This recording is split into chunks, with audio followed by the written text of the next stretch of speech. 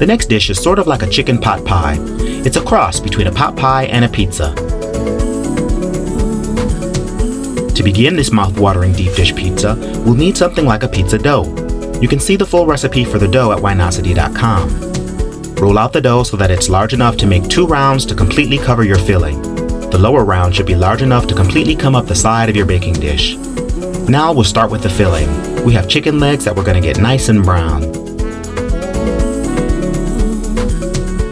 You don't need to cook them all the way through because everything is going to finish in the oven. I would normally use thighs for this, but grocery stores in my area aren't completely back to normal, so I couldn't find any. So legs it is. Now let's get the rest of the filling together. We'll deglaze the pan with a bit of white wine, then add some shallots to cook down. After the shallots get translucent, pull the chicken off the bone and add it. I kind of cut up the chicken to be sure people don't get pieces that are too big. Now let's add the spinach. You want this to wilt all the way down.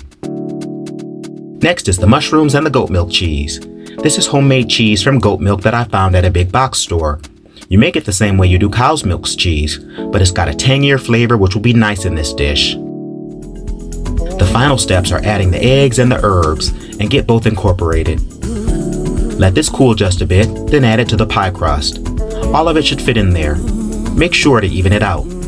Add the top pie crust. Use a bit of water to seal the top and bottom crusts, then crimp them together.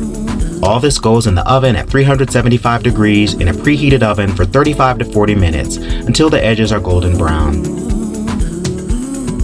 And this is what it looks like after it's done. It's lightly golden and filled with the creamy chicken filling.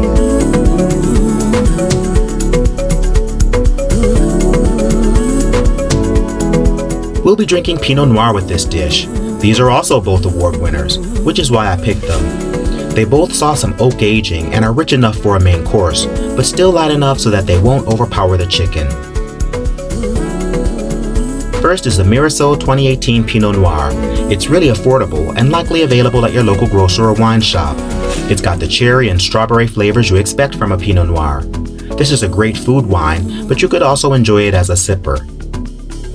The Line 39 Pinot Noir is truly a star. It's bursting with red fruit flavor and has great acidity. I think it was one of the favorites at the table for this meal, and I can understand why. Both wines pair well with this big chicken pie.